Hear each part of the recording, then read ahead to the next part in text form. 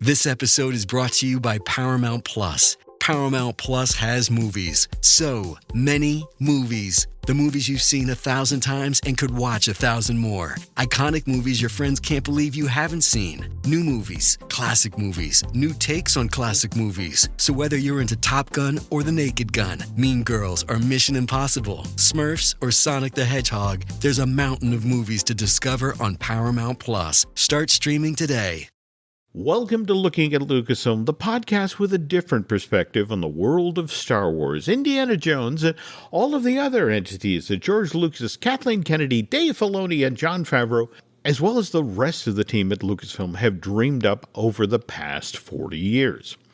I'm entertainment writer Jim Hill, and my co-host Brian Gaughan and I are recording this week's show on Sunday, December 17th, 2023, so we are a week and change out from Christmas, and you were just at one of LA's bigger malls today, weren't you? Yeah, I was at the Beverly Center. I had to drop off my daughter. She's at Cedars-Sinai. She's like following a nurse and stuff. Okay. Volunteering. And so instead of just driving back and forth, I hang out at the mall for 4 hours, which goes like that. But it was just weird. It's the couple weeks before Christmas, and nobody was there. And this is one of the most elite malls in not only California, but I think in the country.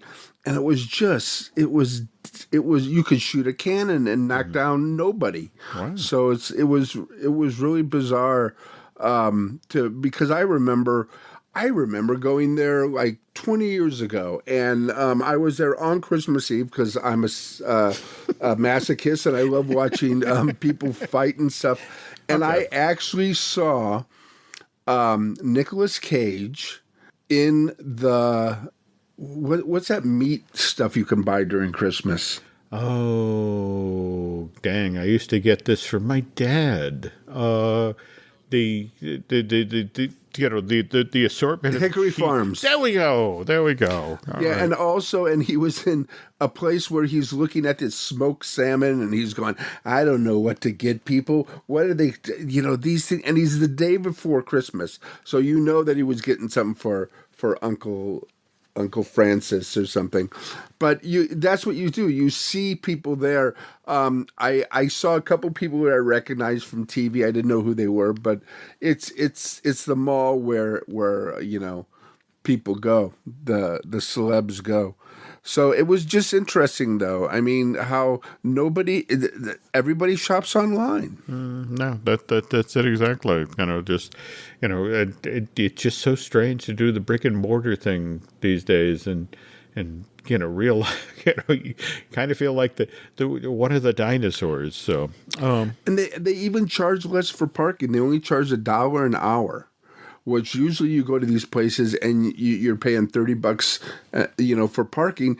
I only paid $6 for 4 hours. So. That tells you a lot about what's going on in the world. Yeah. And speaking of what's been going on in the world, folks, look, apologies for there having been no new episodes of Looking at Lucasfilm for a while, but just to cut to the chase, we had a death in the family recently. Aaron Adams, the very talented gentleman who edited all of the podcasts here at Jim Hill Media, had a heart attack on Thanksgiving morning, and it sadly passed away on November 29th. And look, to be blunt, Aaron was a big part of the production of all our shows here, not to mention being my co-host on the marvelous Disney podcast.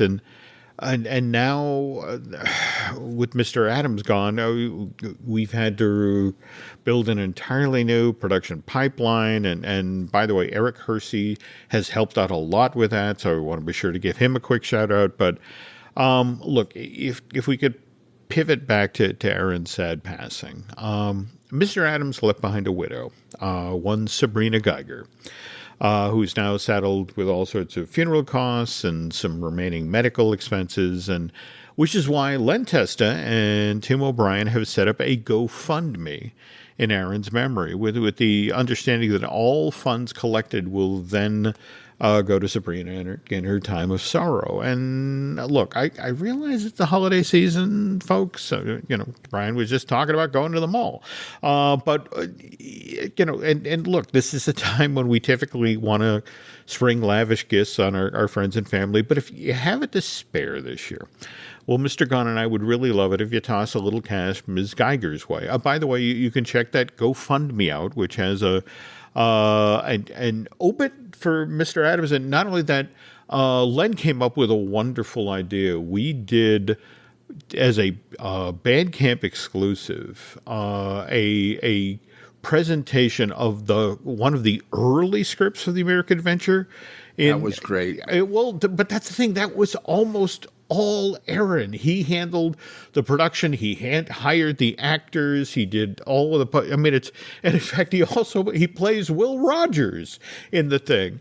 So, but if you contribute to the GoFundMe, you'll get the opportunity to listen to this amazing version of the American Adventure early on. But again, that GoFundMe is located at tinyurl.com. Aaron Z. Adams. Anyway, and remember, Aaron is double A. So there we go. Sometimes I don't remember that. I didn't meet Aaron, but I always had an email conversation with him, and I was just hoping that one day I was gonna meet him and tell him how much I enjoyed his Marvelous stuff. Yeah, we were always. That's the irony. We kept talking, especially with Marvelous Disney, about getting him out to California and walking him around the Avengers campus. And, that was, something, that we always managed to kick the can. It's like, okay, not this year, next year, that sort of thing. And, so much of the time we're face down in the ditch working on the show. And that's the thing. Aaron was always the guy who would bitch at me, when any of our podcasts here failed to be posted on its regular, scheduled date. Aaron was very into consistency. He came out of the radio world, and he was very big, constantly lectured me about how we need to meet the audience's expectations. So in Aaron's memory, that's what we're going to try to do here, folks. We're going forward. But again, it's tough. I work week in, week out for 7 years with this guy. And it's just weird that he's gone. And he wasn't that old either. No, he was 48. It blows my mind, especially knowing what I'm going through at 63. Yeah. 60, it's 64, soon to be 65 here. So yeah, it's so weird that is definitely too young. People now are saying 80 is too young, but imagine if we're saying 80 is too young. 48 is just. It's ridiculous. No, it is. But all right. Anyway, I have to say, folks, I can literally hear Aaron in the back of my head right now, and he's saying, "You're getting maudlin, fat man. Wrap it up. Get on with the show." So, again, just a reminder: you want to help out? Please go check out that tinyurl.com. Aaron Adams. And if you did so, Brian and I would really appreciate it. Okay, getting now to the news. And the news portion of today's Looking at Lucasfilm is brought to you by TuringPlans.com. Touring Plans can help you save money and time at theme parks like Walt Disney World. So please check them out at TuringPlans.com. Okay, so to get right into it, it's been 2 months and 2 weeks since Star Wars Ahsoka wrapped up its 8-episode run on Disney Plus on October 3rd. Show was written and created by Dave Filoni. Viewership for the Ahsoka finale outpaced Star Wars Andor by 46%. Oh, good. But then it also trailed Mandalorian Season 3 by 42%. So was that good? Well, it was certainly good enough that late last month, in fact, on November 21st, Dave Filoni was named the new Chief Creative Officer for Lucasfilm, where he will be working closely with studio head Kathleen Kennedy, as well as head of development Carrie Beck. Now, was this a new, the chief creative officer? Was that something new, or is he replacing somebody? I believe this is a new position. It is a new position. And what's kind of interesting about this new position is that it supposedly came at the request of Bob Iger. Oh. All right. So, and now to understand, Dave Filoni is obviously a known quantity at Lucasfilm. He's been there since, 2005. His mentor, was George Lucas himself. And if we look back just over, the most recent projects he's worked on, he was the writer, creator, and executive producer of, sorry, 65-year-old tongue, folks, okay. Also executive producer, episodic director, and writer on The Mandalorian and its spinoff, Book of Boba Fett. Creator and executive producer on the animated Bad Batch and Tales of the Jedi. And he's also executive producing the upcoming series for Disney Plus, Star Wars Skeleton Crew. He's involved in that too? He is. Oh, okay. All right. So here's what I was told. That basically, now remember, we've talked on previous looking at Lucasfilms, that there are 3 projects being readied, Star Wars films being readied for theatrical release. And I think you were talking about the Taika Waititi project. There's also the James Mann. Well, and you were mentioning what was Taika saying about it? Taika was saying, my Star Wars project is really going to piss off everybody. Well, there we go. And then we had James Mangold's story that was basically going to show the formation of the Jedi Order. And then we had the project that Daisy Ridley is coming back to play Rey, where she supposedly, it's a story that's set 15 years after the rise of Skywalker, and has her trying to get the Jedi Order back up and running again. But here's the thing.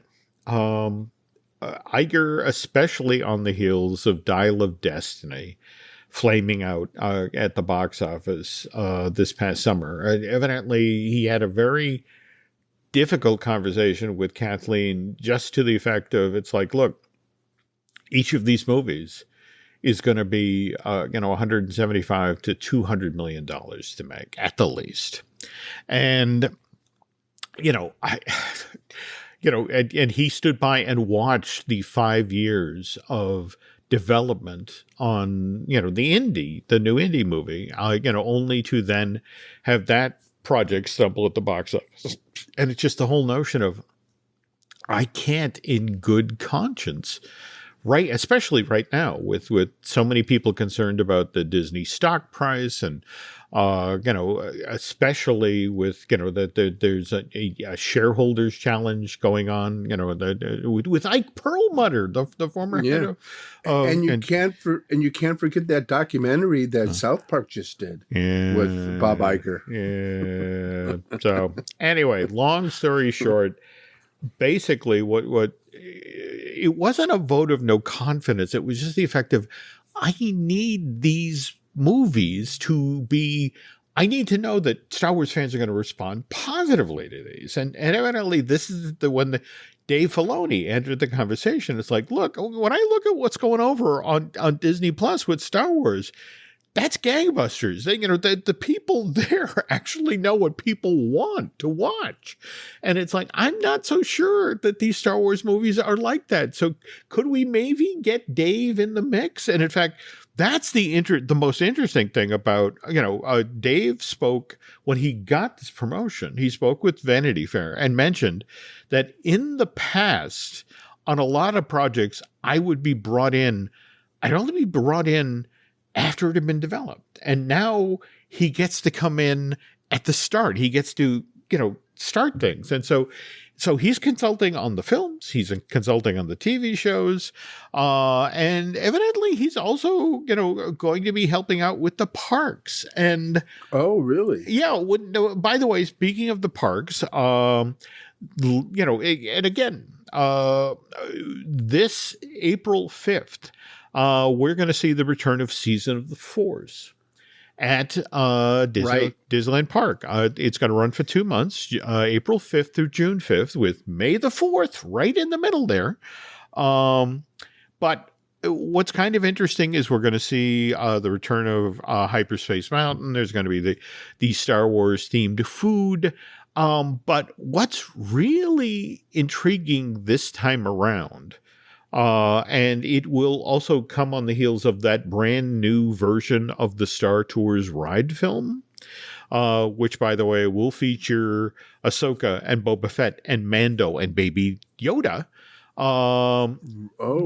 This now this is being worked on right now. Yeah. So okay. So the notion is that starting with this, I mean, we've seen a little of this over the past 2 years or so. I mean, remember, what is it? Mando and Grogu started appearing in Disneyland in November of 2022, and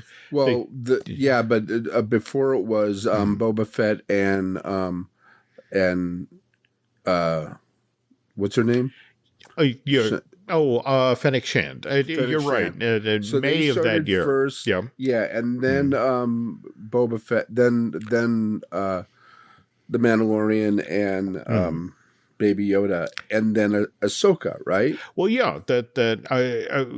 Ahsoka began appearing in the parks in August of this year, and then the month after that, we got the Hera Saldana character in Chopper started. But this is the thing. Right. We are supposed to start seeing, starting with Season of the Force, these characters out in Force. And mind you, Mando and Grogu started appearing at Walt Disney World in March of this year. But with the closure of Star Wars Galactic Star Cruiser, that evidently that's now kicked open the door to the effect of, okay, so Boba, we can do whatever we want now in Florida. So so the way this is being described in-house is not exactly a course correction, because that might reflect badly on Kathleen Kennedy and Carrie Beck. But it's more to the effect of, we're going to make a concerted effort to give Star Wars fans what they actually want. Now, the downside of that is that James Mangold, I'm not going to lie, I'm not happy about this news. Because, face it, Indiana Jones and the Dial of Destiny started as a project that Steven Spielberg was going to direct. And then they had built $30 million worth of sets. And then Steven decided, I don't want to do this, and so James inherited a lot of, a project that had a lot of working parts that, frankly, he couldn't make the calls on. But this is how Hollywood works. When you lose that much money, it's got to be somebody's fault. Yeah. So it would appear that Mangold is taking the hit, and as a result, his Dawn of the Jedi project may now be dead in the water. It's just the whole notion of, I'm going to give this guy another $200 million to make a movie. You think, I don't think so. But that doesn't make sense. I mean, Mangold was the director and he did write it, but still, wasn't there too many cooks? Type of thing. There were battalions of chefs coming to because everybody said, we need this. You got to make sure this. We got to get rid of this. Da da da da da. And then it turned into this. It wasn't incoherent. Were you able to see it yet?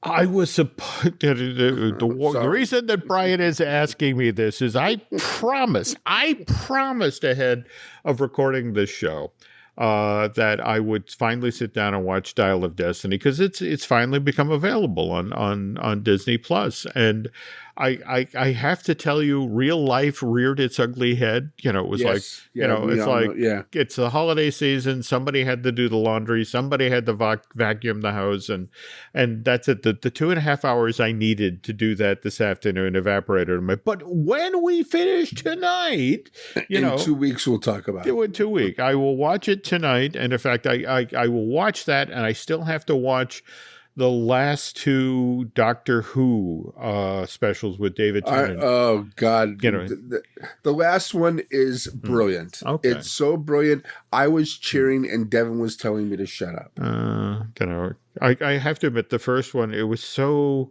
lovely to see the Doctor wonderful. And Donna back together, and it. Wait till you see him with Bernard, the grandfather.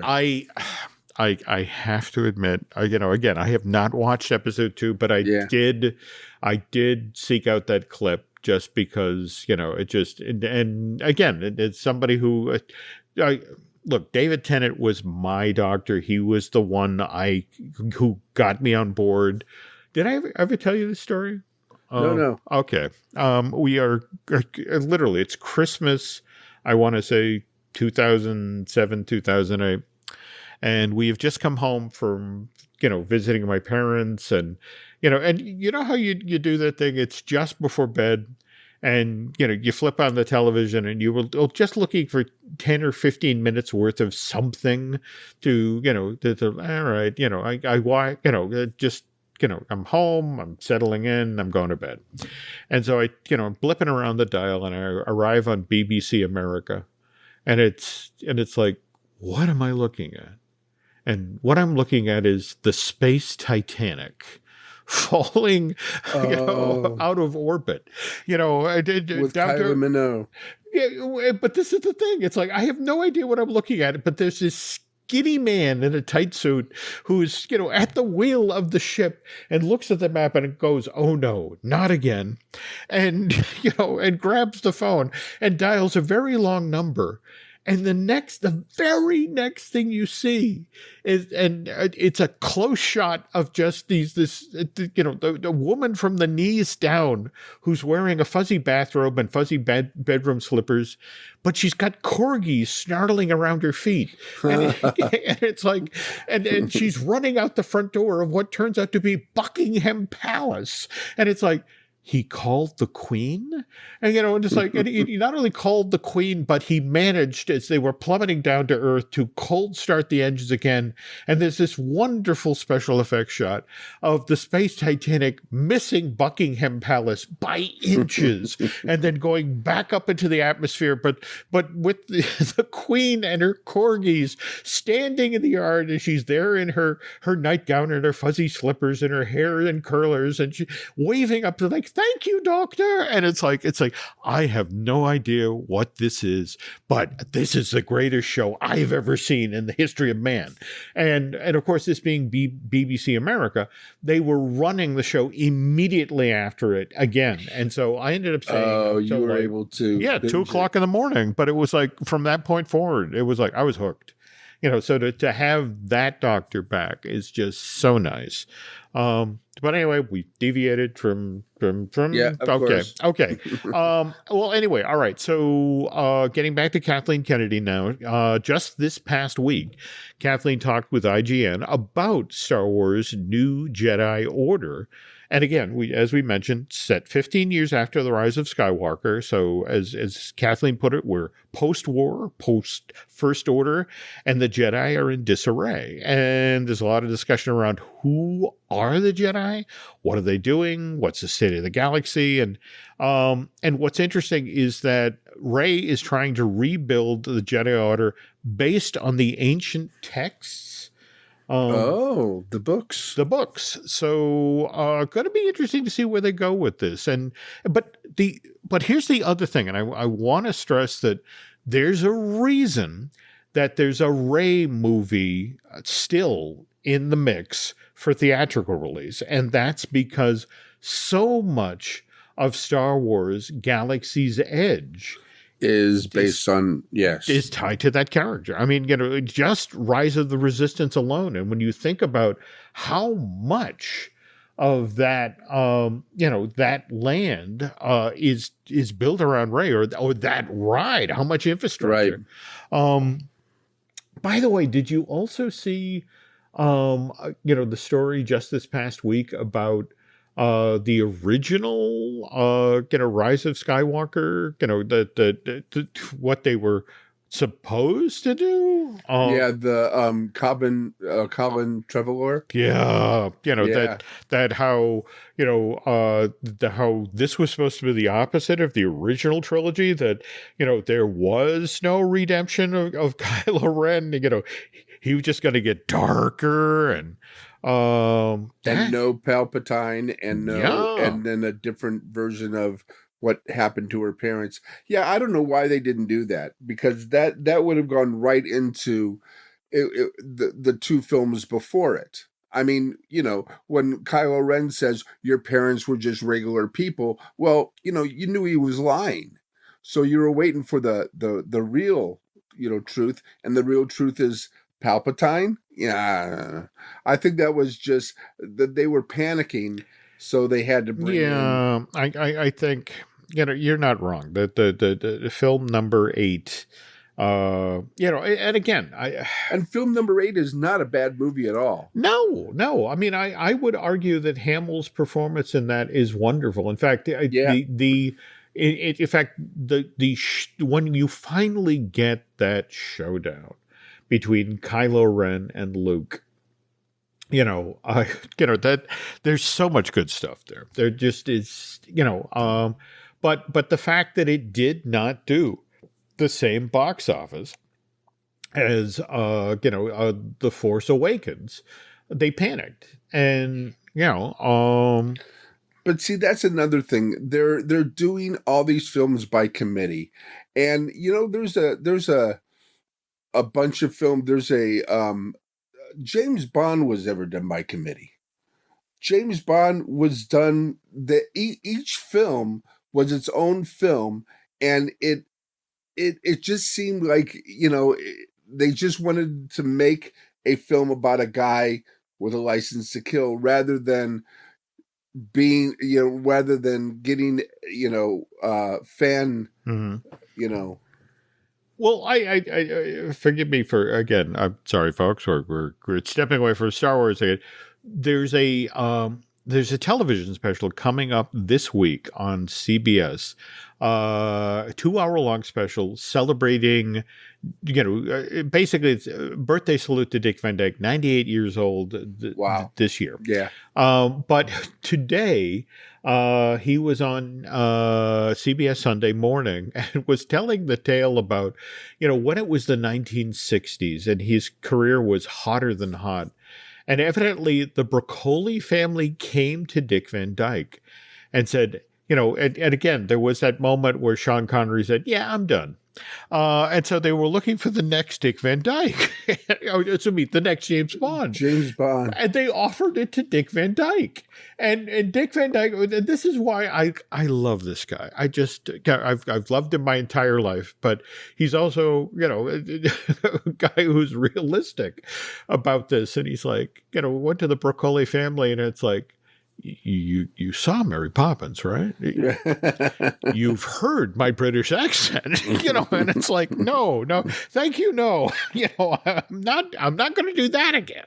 But yeah, that anyway, back to all things Star Wars. It's like, look, here's what we know is definitely coming. And again, part of this is because Dave Filoni is now the chief creative officer at Lucasfilm. Okay, right at this point, season 2 of Ahsoka, not Osaka, sorry, is a lock. But that's largely because they need to do that to set up the Avengers-like movie, where all of the Star Wars Disney Plus characters, Ahsoka, Boba Fett and Mando, get a film where they take on Thrawn.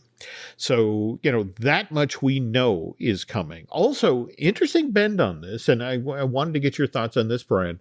There's actually also serious thought about if we're going to do stuff to try to make the Star Wars fans happy, it's time now to move Star Wars back from a December release date to a May release date. So. Yes, absolutely, 100%. May 25th. Okay. That's I agree with that, because first of all, these are summer films. They are not winter films. Second of all, now you don't. I mean, this is something that may or may happen, but you don't get any nominations anymore. Because they're just thrown away at the very end. And I know it's all about the money and it's not so much about the awards, but still. But the main thing is, it was something to look forward to when school got out. That you would see the new Star Wars films at least 3 or 4 times during the summer, and then whatever else there was, that was good. I mean, we had the blockbusters. I think May is meant for blockbusters, or the summer is meant for blockbusters, and December is not. Okay. What's interesting is when you talk with the folks at Disney, they were, it was more to the effect of, we want to open this in December because we want that week between Christmas and New Year's when the kids are home, and it just, so many films had done so well in that spot. And let's not overlook the fact that, at that point, Marvel, that's where they wanted to drop the Marvel event films like, Endgame and Infinity Wars. So, okay. Now, just to stress here, folks, look, this is supposedly something Bob Iger asked for, but let's remember that Bob Iger is kind of embattled at the moment.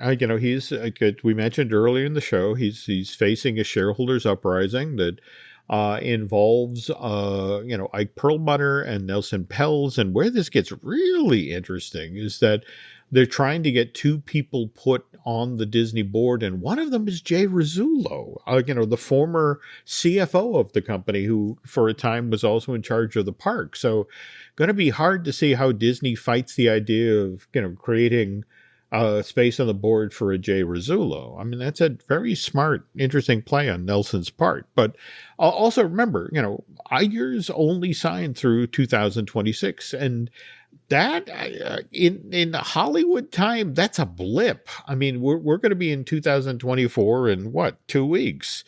And look, if there's another Disney CEO, this plan could and most likely will change. So is Jay Rizzullo coming back? Is that a bad idea? Yeah. The problem is not necessarily that Jay Rizzullo coming back is a bad idea.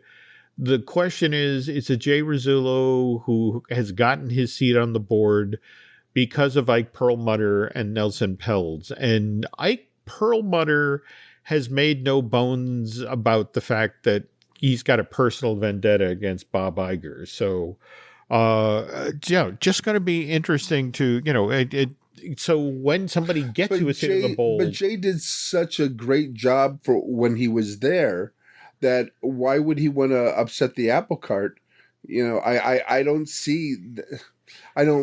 Yes, I know he's been brought in by those guys, yeah. But still, I still can't see that he would not want to do what's the best for Disney. Well, because he's been involved with it for so long. Okay, but remember the old cliche, Brian. You got to dance with the one who brung you. So, if somebody spent the money and moved the shares of stock to get you in position on the board, you then have to carry water for them. I guess so. Nelson and Ike have some very distinct ideas about what they want to do next with Disney. And, some of them involve offloading ABC and ESPN, and it's an interesting time. And Yeah. speaking of Time. interesting time, that it's now time for our show break. But when we get back, we're going to talk about what's going to, or what could have happened at Star Wars Galaxy's Edge. Getting ready to step into your career era? Set yourself apart with Adobe Creative Cloud Pro for students. Hone your skills with apps like Photoshop, Illustrator, Premiere Pro, and more, powered with the latest in creative AI. Students save over 55% so you can build a portfolio you're proud of. Launch your future with Adobe Creative Cloud Pro for students. Visit adobe.com/students to learn more.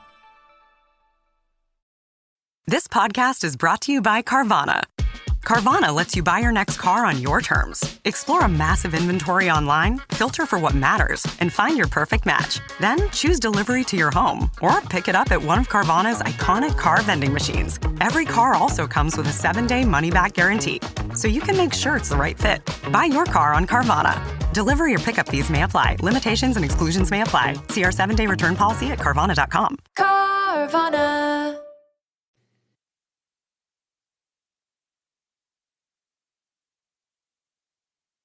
And we're back. Before we get started here, Brian, you wanted to talk for a little bit about Rebel Moon, and I think the phrase you used was the bullet we dodged. Yeah.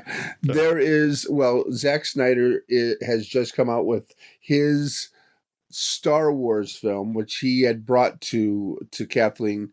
No, I think he brought it to George before George sold it, and he was doing publicity for it, and he says it goes back to the Japanese cinema and things like Seven Samurai, etc. So the movie came out and it got a beating from the critics. Audiences like it. Audience gave it 85%. Critics gave it 20%. Now, my theory on this is criticism is anybody with a typewriter, not even a typewriter anymore. Yep. It's people who want to prove that they're smarter than everybody else when it comes to film. That film is not just something to watch and enjoy for a particular audience, but it should give us something to change the world.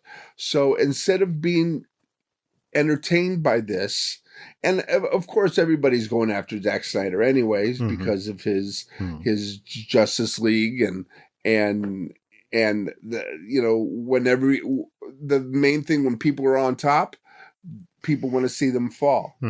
I mean, one of the best examples was The Lone Ranger, which was a good, if not great film, but it was devastated because I think they were against Johnny Depp. They were against the director. It seems like people have vendettas sometimes.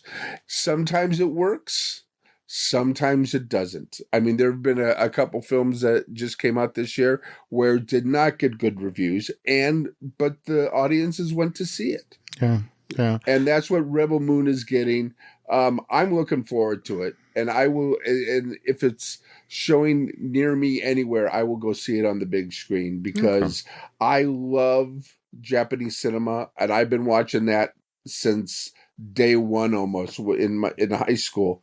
And to see, does anybody? I mean, does anybody realize that A Bug's Life was based on Seven Samurai? Yeah, that's true. That's true. So I think it's going to be a good film. Listen, didn't everybody hate Titanic when it first came out? Didn't everybody hate Avatar when it first came out? So it's like, we'll see. Well, I mean, it's interesting. You mentioned, the critics kind of piled on with Rebel Moon. Let's face it, that again, we admit this in the show. That Brian and I are old farts.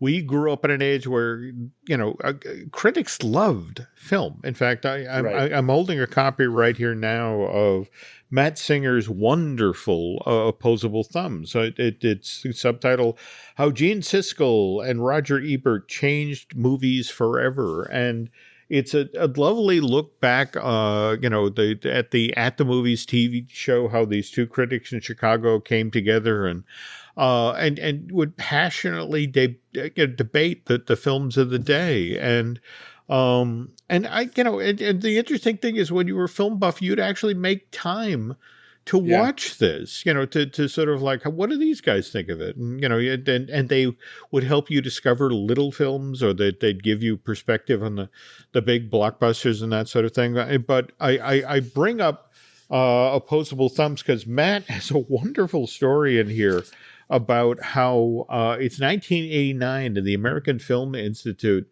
is holding an event in Washington, D.C., and Gene and Roger are there and decide, at their hotel, and they decide to go down to the bar. And who do they bump into at the bar but George Lucas, Steven Spielberg, and Martin Scorsese?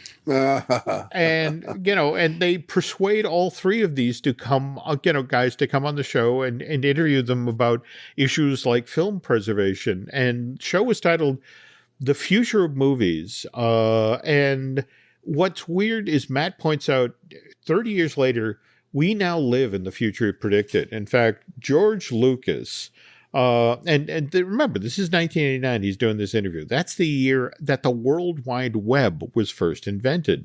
And the architect of Star Wars essentially predicted the world of streaming movies. That he told Roger Ebert, I think that the marketplace will shift dramatically. I think certain kinds of movies will be made directly for the home. And by the way, Nancy and I just last weekend were down in New Jersey for Christmas Con, which was a celebration of all things Hallmark. I will tell you, Brian, Saturday morning, we're driving to the New Jersey Expo Center, and we passed a line of 300 cars that didn't know you could get into the Expo Center from the back. And it was just one of these things where it's like, holy cow, look at that crowd. But anyway, okay. No, I just have to have one question, because I love going to conventions and stuff like that. Yep. Do people cosplay at this convention? There are a lot of Christmas sweaters, if that's what you're asking. That's the thing with all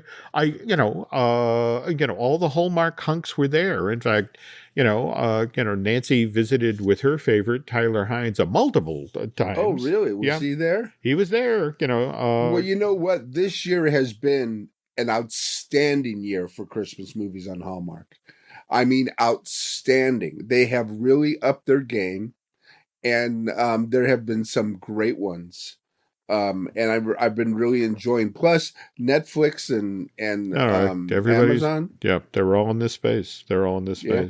All right. Anyway, back to Mr. Lucas. He said, again, shifting dramatically. I think certain kinds of movies will be made directly for the home, and certain kinds of movies will be made for theatrical presentation. The larger, more spectacular ones will end up in theaters, and the more personal ones will end up on the home screen. So, and again, George was able to look over the horizon and see this coming. What did the others say when he said that? Did they go, okay, George, go back to your ranch and do what you had to do? Or did they say, that they saw that coming too? I don't know, and I just put down the book. Okay. All right. So, okay. We'll talk about that in 2 weeks. We'll talk about that in 2 weeks. Okay. So anyway, we promised to talk a bit about Star Wars Galaxy's Edge. And face it, what's interesting about when Star Wars Galaxy's Edge got announced in 2015, Disney made a very big deal about, this is our most highly themed land we've ever done. And let's be honest here. One of the reasons they did what they did is that Universal had done so much spectacular work with the Wizarding World of Harry Potter. That had set the new gold standard for a recreation of a film environment. And Disney was determined to, okay, you guys did this, wait do you see what we do. And so, for example... But in between, didn't they already do Avatar? Yes, but, that's the other interesting thing about this, that, we were just, this most recent trip, myself, Len, and Jim Schul, spent, some time in Animal Kingdom and went down to Avatar. And again, a good amount of people headed down that way. But at the same time, it's still only 2 rides, and a restaurant and a shop, and it just...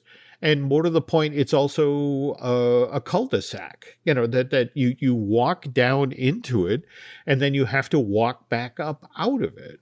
It's in a lot of ways, it's a land that's got issues, and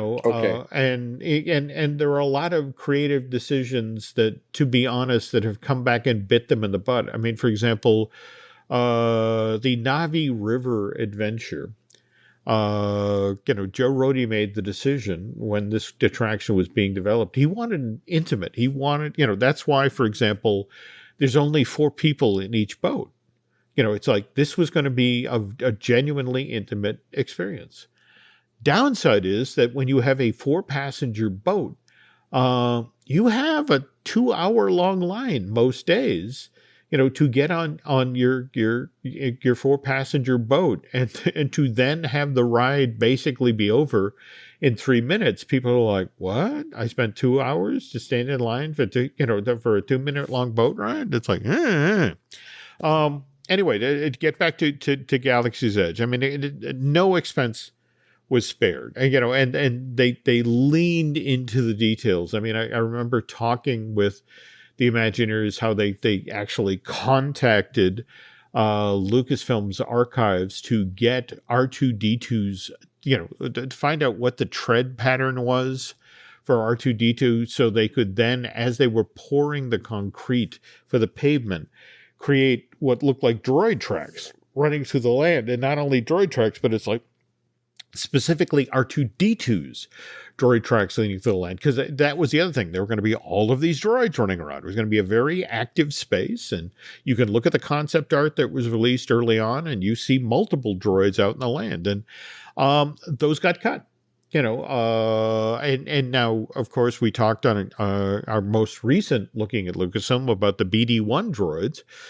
They were doing that test back in October of the trio. Yeah, but that was Disneyland. And the problem is each of them needs a handler. It's expensive. And now, mind you, the droid that did not make it into the land, SK620, did wind up aboard the Galactic Star Cruiser. In fact, that's kind of the refrain here, that in each case, all of the things that were going to make this land truly spectacular were either clawed back for the Galactic Star Cruiser. I mean, for example, the Supper Club on the lower level of the Halcyon, that was literally supposed to be where you left when you went into Olga's Cantina. That was the lobby. That was the hold area. You're supposed to buy a drink and hang out in there, and then the supper club's open. Come join us in the next room. And you then went in there and had an hour-long show presented. And then, Olga's Cantina was empty and the next group would come in. But they decided, no, let's put that aboard the Halcyon. And even the stunt show in that area that directly surrounds Kylo Ren's, the ship, that got built. Literally, where everything was supposed to happen directly above your head, and it was supposed to stand in the square there and watch this amazing battle between the rebels and the First Order. And let's be honest here, Brian, that's why the blue and green milk station was built where it was. You were supposed to be standing there waiting for the show to begin. And it's like, well, why don't we buy some blue milk while we're waiting? And so, but again, in all of these cases, Bob Chapek, the then head of, first Disney Parks, Products and Experiences, and then the head of the Disney company itself, made the decision that, no, we're going to claw those back for the Halcyon. But just this past trip, I learned just the complete heartbreaker about the Bantha. And we've talked on the show previously about this, right? What was supposed to be the third ride for Galaxy's Edge, the Bantha ride. And what I did not know is how late in the process this project got canceled. And in fact, in kind of, it's sort of the sequel to the stunt show that got built, but they never turned the key on. I was in Galaxy's Edge and got pointed out to me that and in fact, I need to describe something here for you folks. If you've ever been to any of the Galaxy's Edge, there is, of course, the Rebel encampment at one end, and then there, of course, at the other end of the facility is where Kylo Ren's ship has landed in the public square. But there's also that marketplace that's indoors. You have to sort of take a couple of steps up to go into it.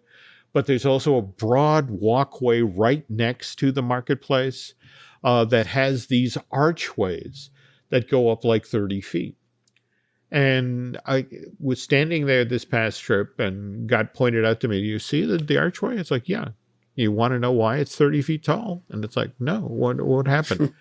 Well, it had to be that tall so that when a Bantha loaded down with guests, that it would clear the space. And it's like, are you kidding me? They actually built it? It's like, yeah, that this is how late in the project the Bantha ride got cut.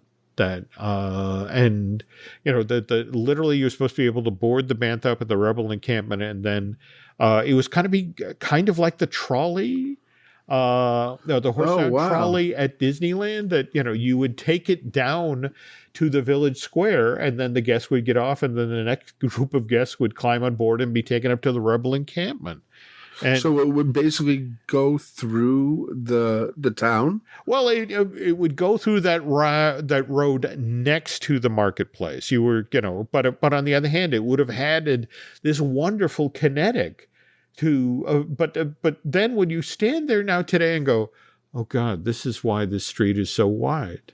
And more to the point, this is why the archways are so tall. They had to be able to bring this living creature, this autonomous walking platform that was going to carry, I want to say, as many as 16 guests at a time. But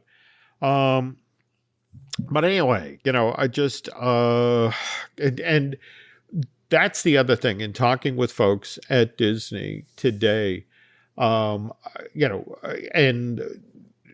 the notion of, okay, we have to turn Star Wars Galaxy's Edge more into what people expected. So again, we're going to see Ahsoka, we're going to see Boba Fett, we're going to see Mando and Hera Sithana and Chopper.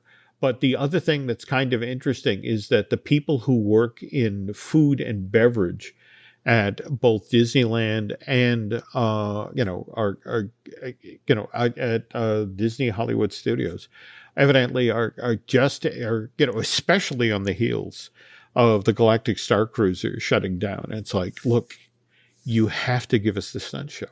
Look, the facility's built, and more to the point, on both coasts, the facilities are? Well, it's more about the fact that, remember, this is food and beverage that's making the request. That it's like, look, we had that show in there, we spent so much money developing blue milk and green milk, and that we would actually sell stuff, right now, I mean, it's kind of embarrassing. You go into the park and they have this 3-turn queue built, and I have never seen more than 2 and 3 people at a time now standing in that line, because it's the whole notion of the people, the early adopters, were like, yeah, I had it. It's blue milk. I'm never having it again.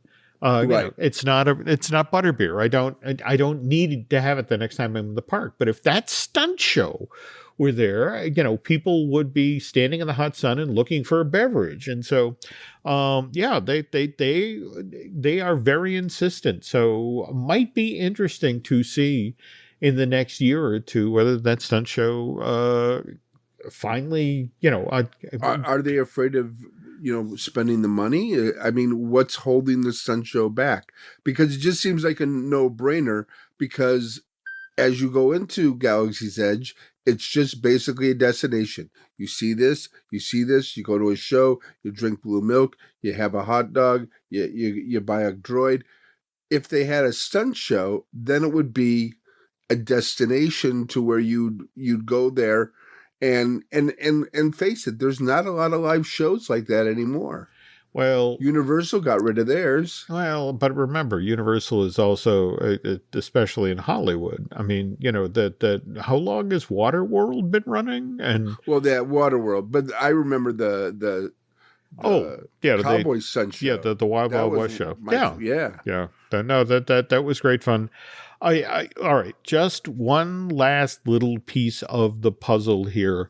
The hesitation about bringing back the original version of the Stunt Show, which would have keyed off of Kylo Ren, is this very thing. We're just going to circle back to the whole Dave Filoni thing. The notion that you have a new creative officer, and you have a Bob Iger who's saying people like those things that are done on Disney Plus. And the notion is, well, if we're going to do a stunt show, and we know that, Thrawn is our big bad, what's the point of investing in or resurrecting a Kylo Ren show when, in just a couple of years, we're going to have a giant theatrical release where Thrawn is the big bad, and he's battling with Ahsoka and Boba Fett and Mando. If those are the characters we're bringing into the land, shouldn't we retool our stunt show? Oh, that would be terrific, especially if you see a baby Yoda in full Mandalorian armor. That could be cool. All right. Well, anyway, folks, that is going to do it for this week. Brian and I will be back in 2 weeks' time. In the meantime, Brian, can you tell the nice folks where they can find you on social media? Yeah, I'm doing things on Instagram, and people are finding me. It's BT Gaughan, Gaughan. And you can find me on Instagram under that. Okay. Well, all right. Now, I on the other hand, you can find me on the site formerly known as Twitter, X, whatever. Also, Instagram is Jim Hill Media, and over on Facebook is Jim Hill Media News. Let's see. We also have a bunch of other podcasts here. We'd love you to sample. We, of course, have Disney Dish I do with Len Testa. We just got a brand new fine-tuning out the door with Drew Taylor. And by the way, Drew has a wonderful podcast of his own that he does with Charles Hood. And that is Light the Fuse, the official Mission Impossible podcast. For you fans of Marvel Us Disney, I will be reviving that show in some format. I'm still kind of feeling my way. I want to do something that's respectful to Aaron.